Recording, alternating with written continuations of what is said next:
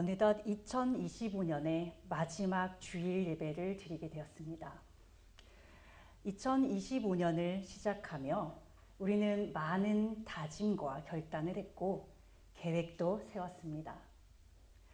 지나고 보니 손에 한가득 담은 물이 손가락 사이로 스르르 빠져나가듯이 그렇게 순식간에 1년이란 시간이 흘러버린 것만 같습니다. 그러나 2025년을 가만히 앉아 돌아보니 참 많은 순간들이 우리 안에 있었음을 또 보게 됐습니다. 그런 의미에서 1년이라는 이 시간은 참 짧지도 않고 또 길지도 않은 그런 시간이라는 생각이 들었어요. 올 한 해도 먼 훗날 언젠가 이 시간을 돌아본다면 한두 개의 에피소드로 기억될 뿐이겠지만 그 시간 안에 인생의 희로애락과 크고 작은 굴곡들이 고스란히 녹아 있습니다. 어쩌면 우리는 거듭되고 있는 한 해의 시작과 마지막을 계속해서 맞이하다 보니 이마저도 어느 순간부터는 일상처럼 느껴질 때도 있어요. 그다지 큰 의미로 와닿지 않을 때가 있기도 합니다. 그러나 또다시 우리 앞에 다가온 한 해의 마지막을 보며 모든 일에는 시작과 끝이 있으며 우리의 인생도 이 세상의 모든 역사에도 마지막이 있다는 것을 다시 한번 실감하게 됩니다. 아울러 하루의 시작과 끝이 있고 한 해의 시작과 마지막이 있으며 한 인생의 시작과 끝이라는 그 인생의 주기를 통해 우리 자신의 유한성을 깨닫게 해주신 하나님의 지혜에 감탄하게 됩니다. 우리는 매일의 삶을 반복하며 살아가다 보니 그냥 주어진 일상을 마치 무한히 반복할 듯이 그렇게 살아가고 있어요. 그러나 그 안에서 질서 있게 변화하며 흥망성쇠를 거듭하고 있는 자연과 인생사를 통해 우리의 유한함을 배우게 됩니다. 무한한 하나님을 바라보게 되며 그분을 의지하게 되는 이 모든 질서 앞에 겸허한 마음을 갖게 돼요. 특별히 올 한 해 성도들의 기도 제목을 보면서 와, 기도 제목이 정말 다 이루어졌네? 이런 성도분들도 보게 돼요. 또 아쉬움이 남는 부분도 있었지만 그조차도 하나님의 응답임을 느끼게 되는 시간입니다.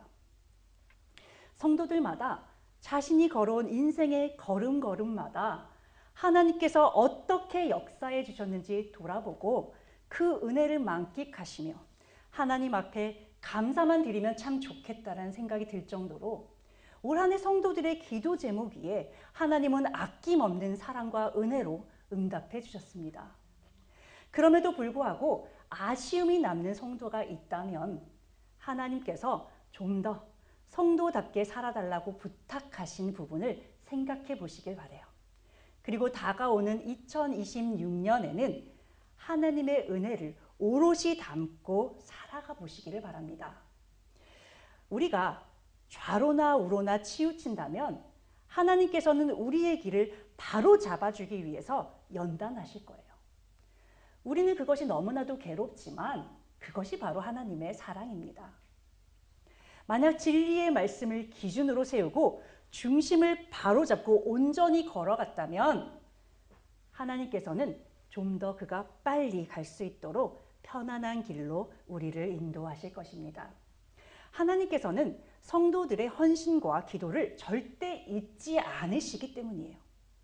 반드시 영육 간에 축복하시며 그가 영혼 구원에 동참하여 충성의 열매를 가득 맺을 수 있도록 도와주십니다.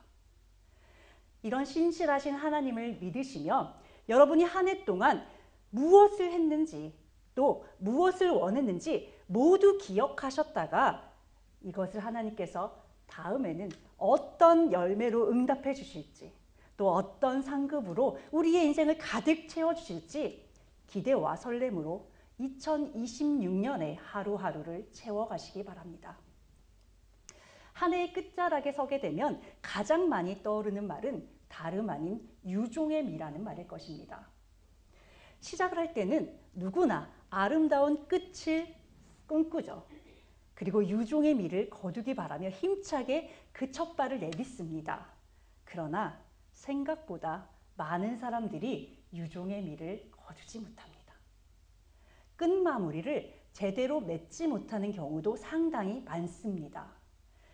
플러신학교의 리더십 교수인 클린턴 교수는 성경 인물들의 리더십을 연구했어요. 그 결과 성경에 등장하는 지도자들 가운데 3분의 1만이 유종의 미를 거두는 삶을 살았다고 합니다. 이 결과를 보면 3명 가운데 단 1명만이 유종의 미를 거둔다는 것은 그만큼 인생을 아름답게 마무리한다는 것이 쉽지 않다는 것을 뜻합니다. 유종의 미를 거두지 못한 성경의 대표 주자는 바로 사울 왕과 가룟 유다일 것입니다. 그들은 하나같이 하나님의 은혜로 좋은 출발을 했어요. 그렇지만 자신의 의를 버리지 못했기 때문에 그릇된 마음을 품게 되었고 결국 하나님을 거역하는 자리로 나아가게 되었습니다. 이들은 결국 스스로 자신의 인생을 마무리하는 비참한 최후를 맞이했다는 공통점이 있습니다. 정말 안타까운 것은 그들의 인생 가운데에서도 하나님의 은혜로 아름답게 빛나던 순간들이 있었다는 점입니다. 그들이 전하는 하나님의 말씀을 통해 누군가는 구원의 길로 갔다는 거예요. 그러나 그 마무리를 잘못하게 되면서 그렇게 찬란하게 빛났던 그 순간들조차도 무의미하게 되어버린 것입니다. 우리도 삶을 살아가다 보면 늘 시작은 아주 힘차게 합니다. 거창하게 해요. 그러나 그 끝까지 그 기조를 유지해 가는 것은 정말 쉽지 않은 일입니다. 좋은 시작은 많지만 좋은 마무리는 늘 아쉬움으로 남게 되는 경우가 정말 많죠. 이처럼 유종의 미를 거두기 어려운 이유는 우리가 선악과를 먹은 아담의 후손이기 때문에 그래요. 동시에 우리라는 존재들은 세상의 물질인 흙으로 만들어졌기 때문에 그렇습니다.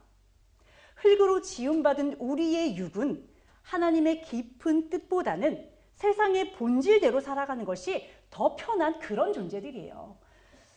자, 악은요, 육에서 나오는 대로 그냥 자연스럽게 흘러나오는 그대로 살아가면 됩니다. 그런데 선은 그 자연스럽게 막 흘러나오는 그것을, 그 본능을 억지로 누르고 그런 노력을 지속해야 되기 때문에 선하게 사는 것이 훨씬 더 고단하고 힘이 든 것이에요. 거기에 인간이 죄를 짓도록 늘 배고픈 사자가 먹이를 찾는 것처럼 적극적으로 돕고 있는 사탄이라는 존재가 있습니다. 그러므로 끝까지 선하게 살아가는 것은 영육 간의 많은 노력을 필요로 해요. 그러나 우리의 노력만으로 또 되지도 않습니다. 성령의 절대적인 도우심이 없이는 우리는 절대로 선한 인생을 살아갈 수 없습니다. 오늘 본문 말씀의 주인공인 요아스 왕은 유다의 8번째 왕이에요. 하나님께서 주셨다라는 그의 이름처럼 그는 다윗의 왕조가 끊어지지 않을 것이라는 하나님의 언약과 또 그 언약을 그 말씀 그대로 믿는 믿음의 사람들 덕분에 죽음에서 건짐을 받았어요.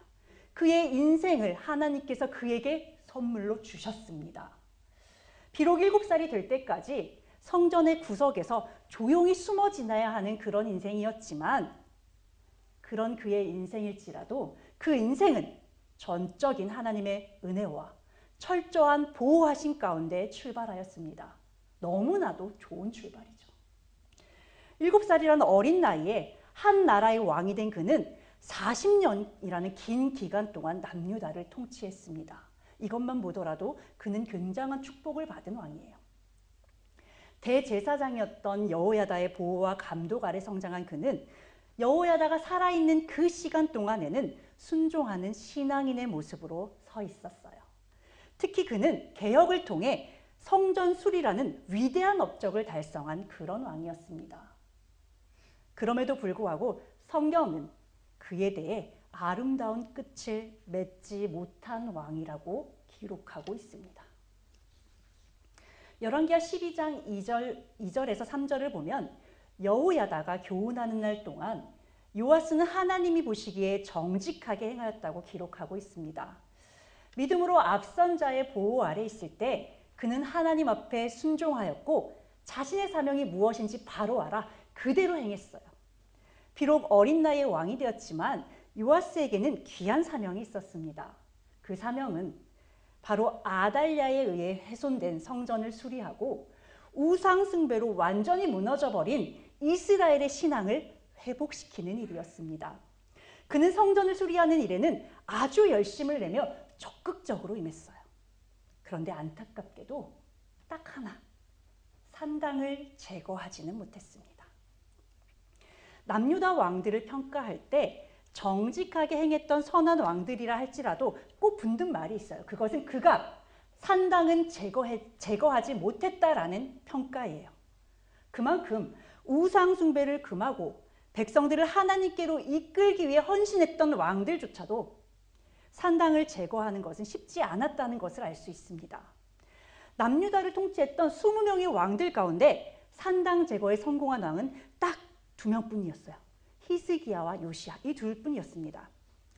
산당은 이스라엘 백성들이 가나안 땅에 정착한 이래로 하나님께 제사를 드렸던 중요한 장소 중 하나예요.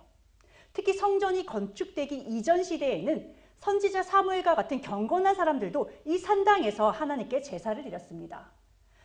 우리가 배웠듯이 솔로몬도 성막이 있었던 기브온 산당에서 하나님께 1천 번제를 드리고 하나님께 지혜를 선물로 받았어요.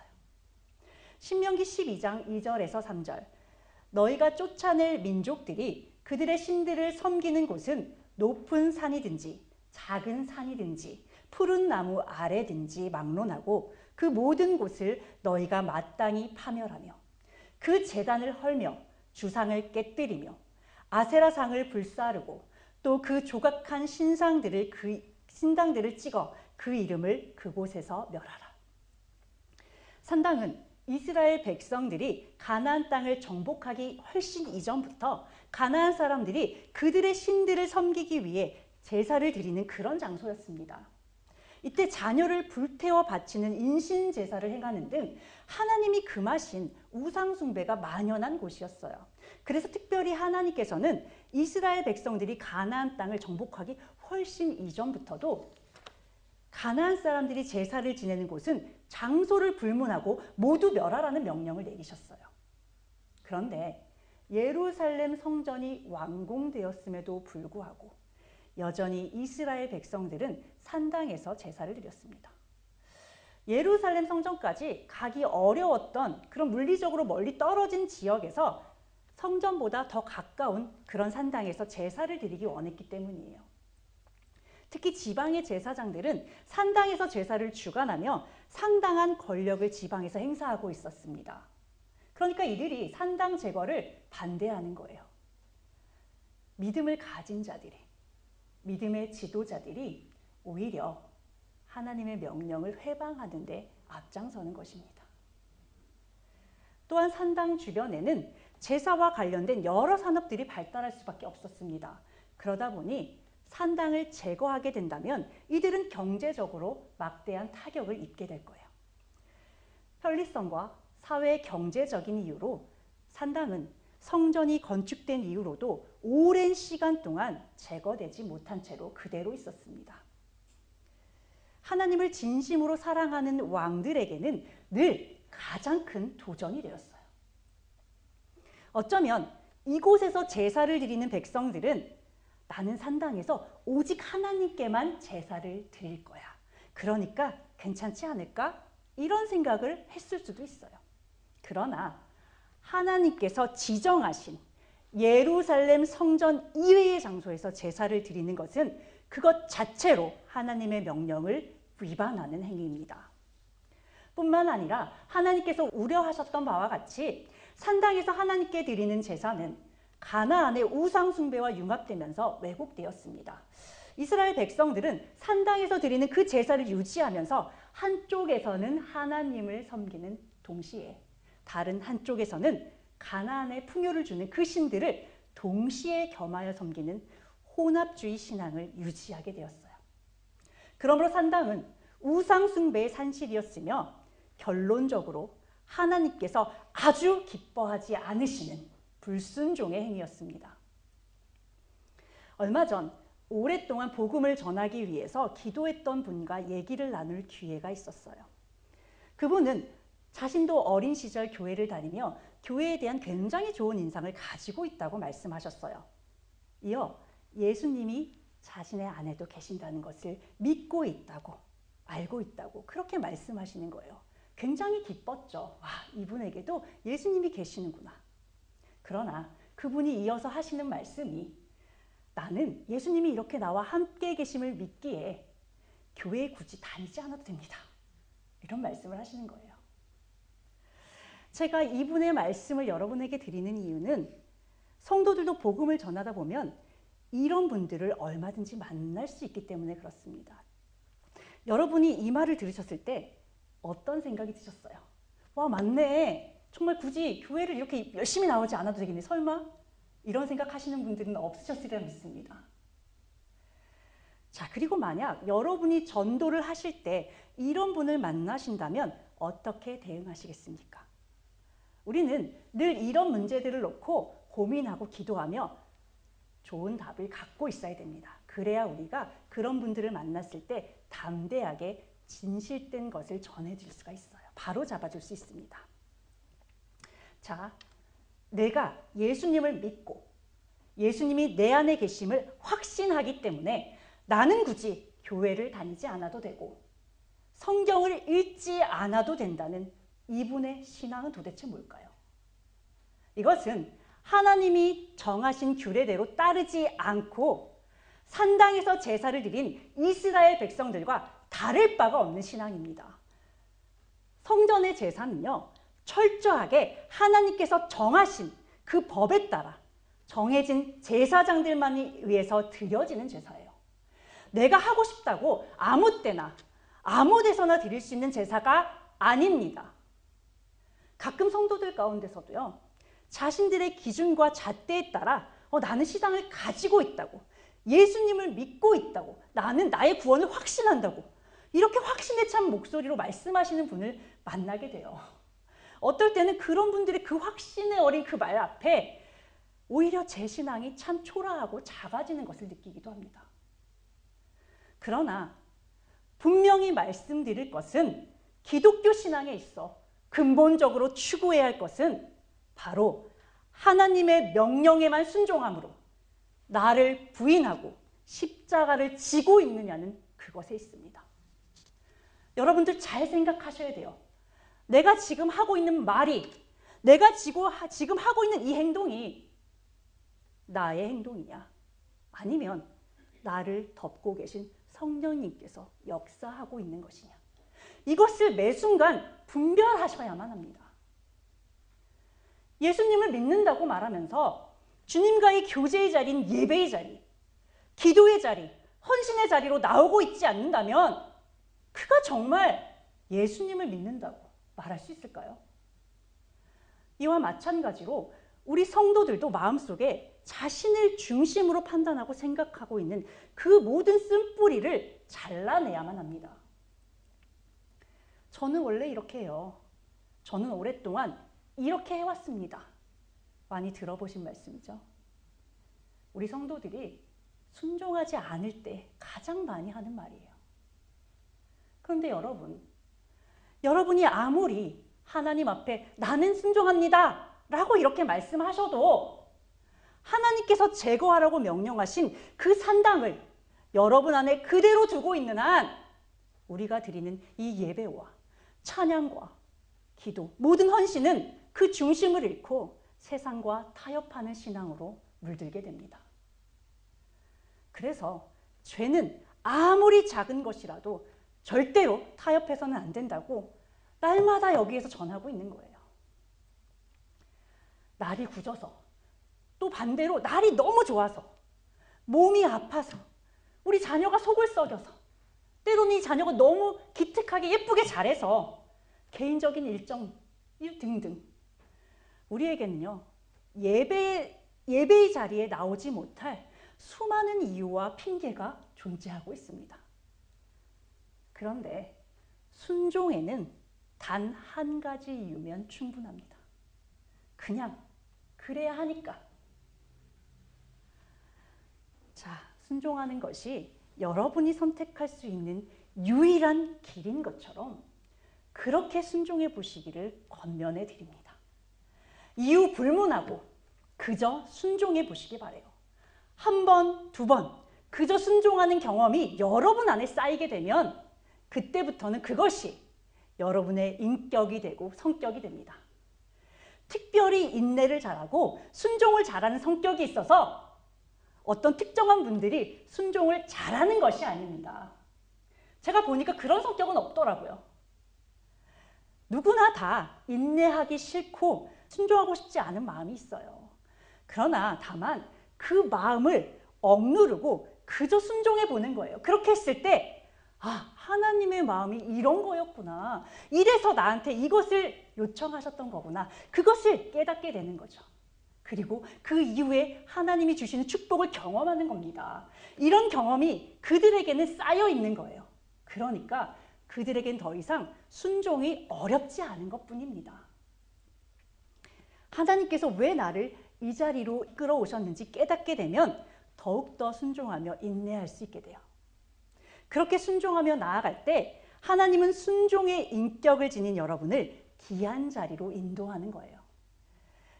우리들 자녀를 위해서 하나님 이 자녀를 높은 곳에 세워주세요. 기도하지 마세요. 그들에게 순종을 가르쳐 주세요. 그들에게 순종의 본을 먼저 보여주세요. 그들이 순종하면, 그들이 순종하는 인격을 갖추게 되면 아주 자연스럽게 하나님은 하나님의 사명을 감당할 그 높은 자리로 그들을 세우시는 겁니다. 성경이 요아스를 평가할 때 여호야다가 살아있는 동안에 정직하게 행하였다는 것을 보면서 어쩌면 여호야다의 사후에 그가 갑자기 타락한 것으로 여길 수도 있습니다. 그러나 이때 이미 산당을 제거하지 못했다는 것을 보면 그의 순종은 절반짜리 순종이며 상황 가운데 굴복하는 신앙이었다는 것을 알 수 있습니다. 결국 그의 신앙은 누군가의 신앙에 기대어 있는 그 단계에 머물러 있다는 것을 알 수 있습니다.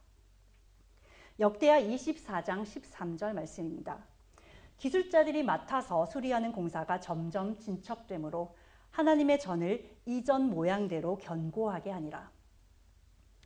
반쪽짜리 순종을 드리고 결국에는 타락한 왕이 되었지만 요아스에게도 찬란하게 빛나는 인생의 순간이 있었습니다.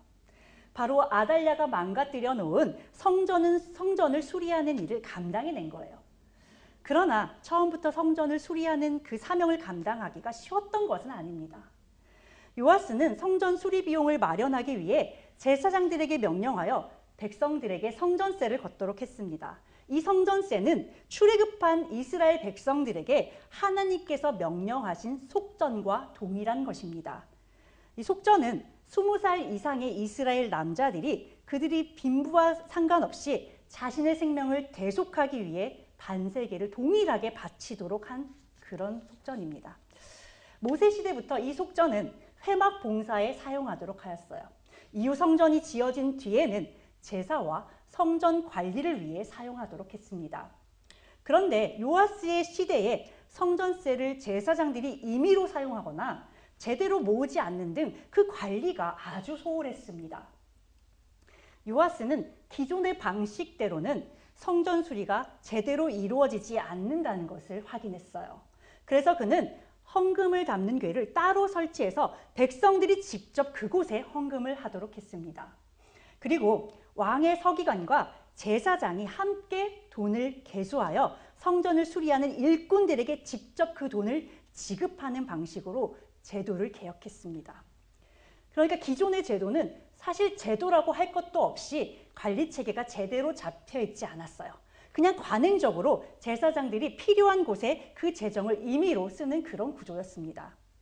이에 제사장 개인이 이 돈을 사용하는 것을 완전히 차단하고 재정 관리의 투명성을 확보했어요.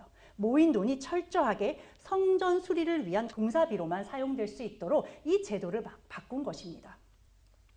그 결과 공사 진행의 효율성을 확보할 수 있었고 결과적으로 성전 수리의 사명을 완수해낼 수 있었습니다. 요아스의 성전 수리가 중요한 이유는 성전 건축과 마찬가지로 하나님에 대한 왕과 백성들의 헌신을 나타내는 신앙적 지표가 되기 때문에 그렇습니다. 성전은 그 자체로 하나님께서 거하시는 장소입니다. 이런 성전이 무너졌다는 것은 하나님과 이스라엘의 신앙, 도덕, 언약 관계가 파괴되었다는 그런 상태를 뜻해요.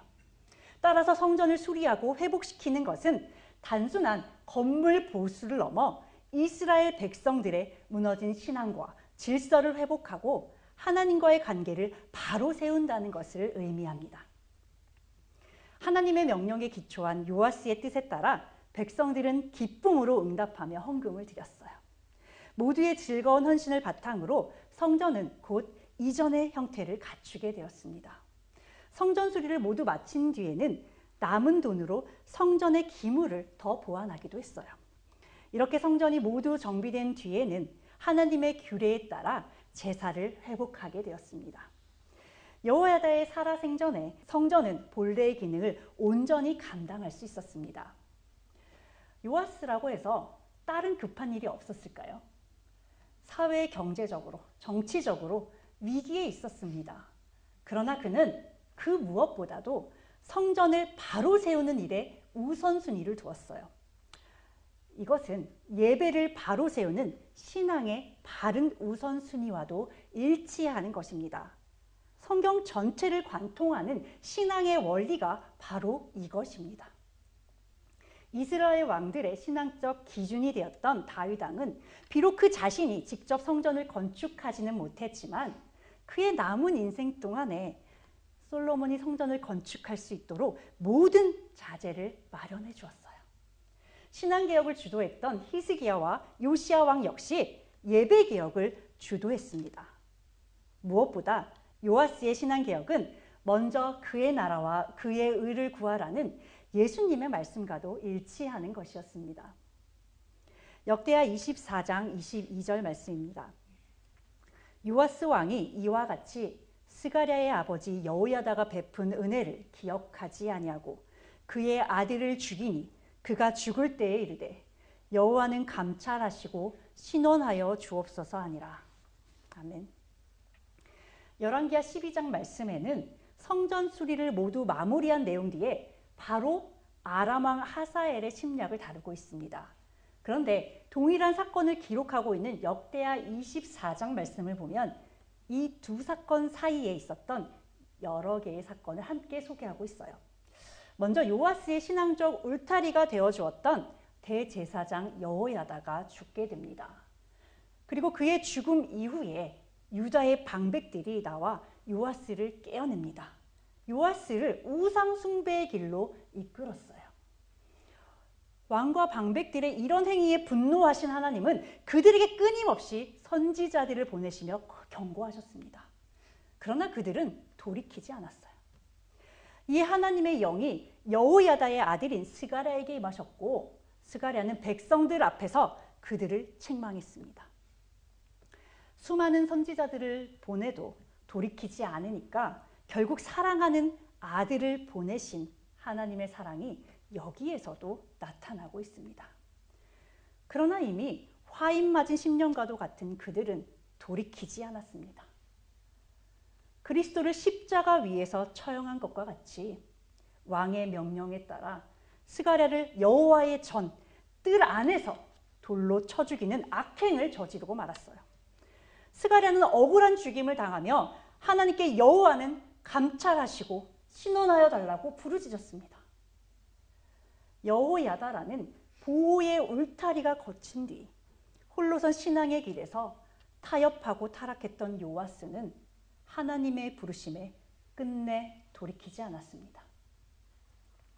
그런 요아스를 위해 하나님께서 마지막으로 드신 회초리가 바로 다름 아닌 강한 이방 민족의 군대인 거예요.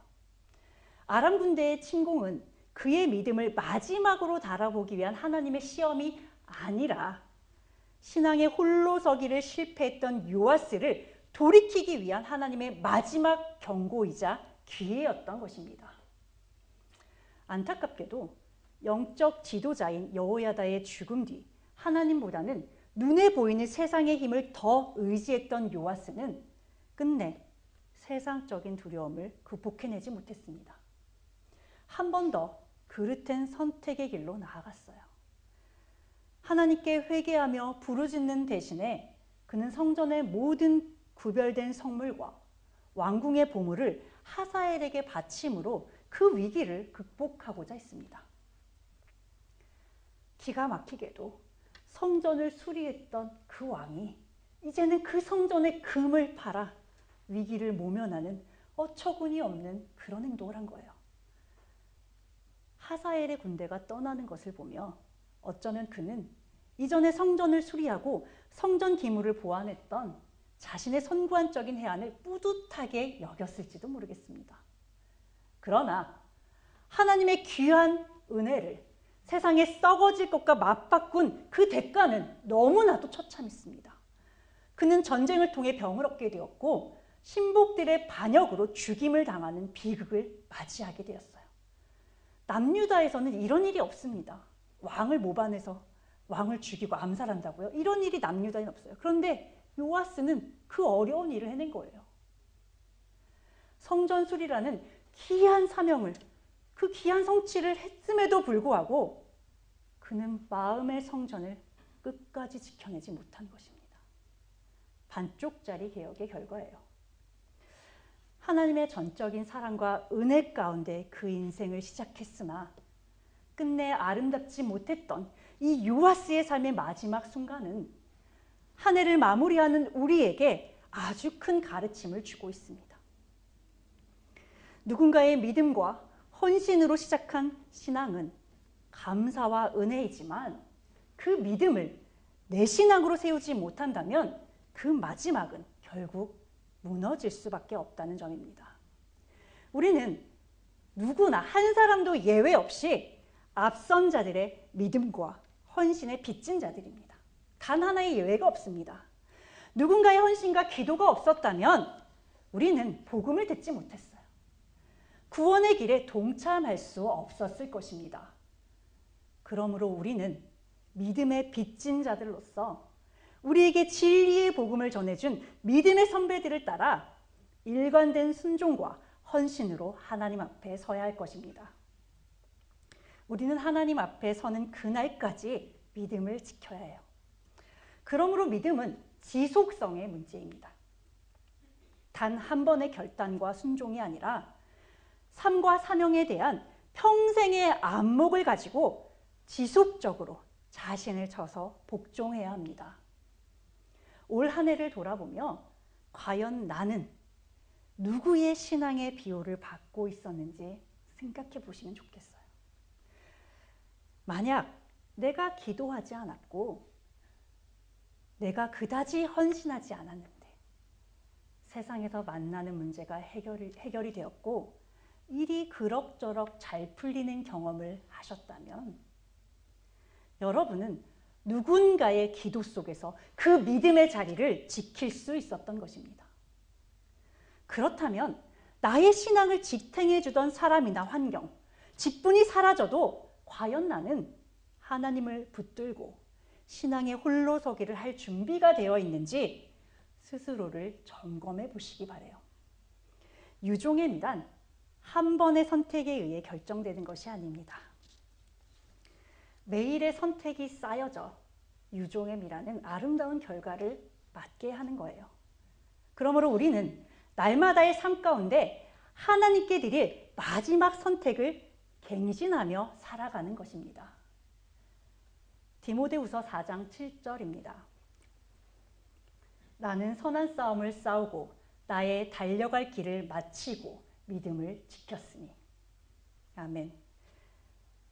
그러므로 다가오는 2026년은 우리의 결단은 더 열심히가 아니라 더 부지런히가 아니라 끝까지 남는 믿음이 되기를 바랍니다. 인생의 마지막 자락에 나는 끝까지 선한 싸움을 싸우고 하나님께서 맡기신 사명을 마치고 믿음을 지켰다는 이 사도 바울의 고백이 내년 이맘때 2026년을 마무리하는 우리 모두의 고백이 되기를 소망합니다. 기도하고 마치겠습니다. 사랑과 은혜가 충만하신 하나님 아버지, 2025년 한 해의 삶을 돌아보니 하나님의 세심한 손길과 은혜가 미치지 않은 곳이 없음을 깨닫게 됩니다. 2025년을 시작하며 주님 앞에 수많은 결단과 다짐을 드렸지만 저희들의 연약함만을 확인하는 시간이었음을 고백합니다. 그럼에도 불구하고 지금 이 자리에서 사랑하는 믿음의 형제들과 함께하는 그 자체가 가장 큰 기적임을 또한 깨닫습니다. 주님의 크신 은혜와 사랑에 감사를 드립니다. 한 해의 크고 작은 일을 돌아보며 새로운 한 해를 맞이할 때는 하나님의 뜻에 그저 순종하는 믿음을 드리는 저희가 되게 하여 주시옵소서. 매일의 삶을 하나님께 살아있는 예배로 드리며 날마다 하나님께 더 가까이 나아갈 수 있는 저희들이 될 수 있도록 저희들을 붙들어 주시옵소서. 이제는 더 이상 누군가의 신앙에 기대고 의지하는 신앙이 아니라 스스로 믿음의 반석 위에 서게 하시고 더 많은 영혼을 품고 기도하며 인내하여 2026년의 마지막에는 주님께서 기다리시는 많은 영혼의 열매를 드리는 저희들이 되기를 간절히 소망하며 예수 그리스도의 이름으로 기도드립니다. 아멘.